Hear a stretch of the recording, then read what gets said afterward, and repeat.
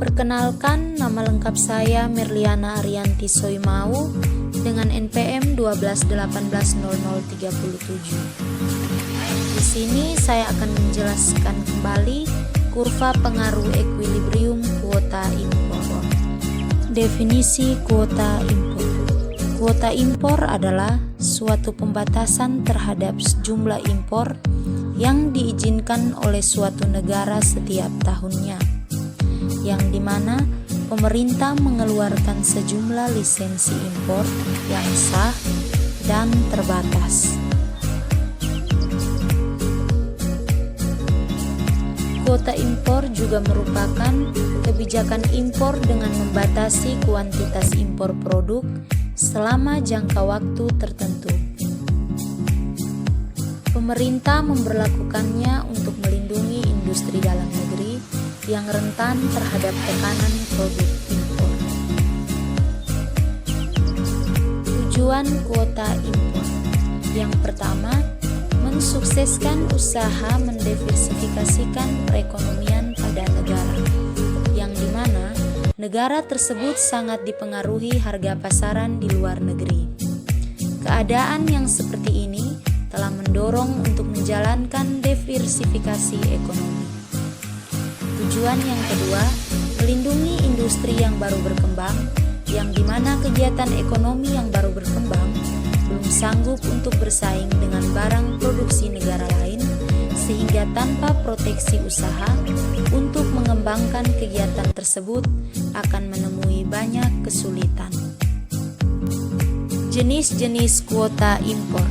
Yang pertama, absolut atau unilateral, yang dimana merupakan kuota yang besar kecilnya ditentukan sendiri oleh suatu negara tanpa persetujuan dari negara lain. Yang kedua, negosiasi atau bilateral, yang dimana kuota yang besar kecilnya ditentukan berdasarkan perjanjian antara dua negara atau lebih yang terlibat dalam perdagangan. Yang ketiga, tarif kuota, yang dimana merupakan gabungan antara tarif dan kuota untuk barang-barang tertentu, jumlahnya dibedakan dan diizinkan masuk atau keluar tetapi dikenakan tarif yang tertinggi. Yang keempat, missing kuota, yang dimana merupakan pembatasan penggunaan bahan mentah yang diimpor dengan proporsi tertentu dalam rangka melaksanakan produksi barang akhir. Pembatasan ini bertujuan mendorong perkembangan industri di dalam negeri. Kurva pengaruh ekuilibrium kuota impor. Pada kurva ini, sebelum kuota berlaku, pasokan di pasar domestik berada di Q1, dan setelah kebijakan kuota berlaku, pasokan berkurang ke Q2 karena kuantitas impor yang lebih sedikit. Sebagai hasilnya, kurva penawaran akan bergeser ke kiri, mengasumsikan permintaan konstan. Pasokan yang lebih sedikit akan mendorong harga naik dari P1 ke P2. Sebagai hasilnya, konsumen domestik harus membayar harga yang lebih tinggi.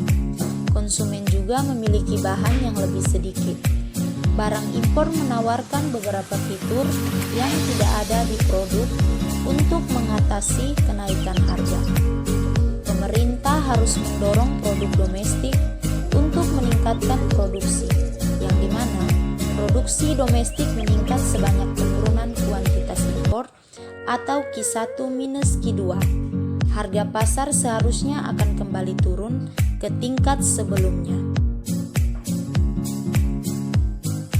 Perbandingan kurva tarif dan impor. Pada kurva ini dapat dijelaskan bahwa tingkat tarif mengakibatkan impor Q, yang dimana tarif mengakibatkan produksi domestik sebesar QT dan harga domestiknya sebesar PW tambah 1. Kuota mengakibatkan tingkat produksi yang lebih rendah, yaitu WQ, namun harganya tinggi dari QT. Jika dilindungi oleh tarif, maka perusahaan monopoli domestik berperilaku sebagaimana menghadapi persaingan sempurna. Berbeda jika dengan kuota impor, karena kuota impor memberikan proteksi mutlak, tidak peduli pada harga domestik impor.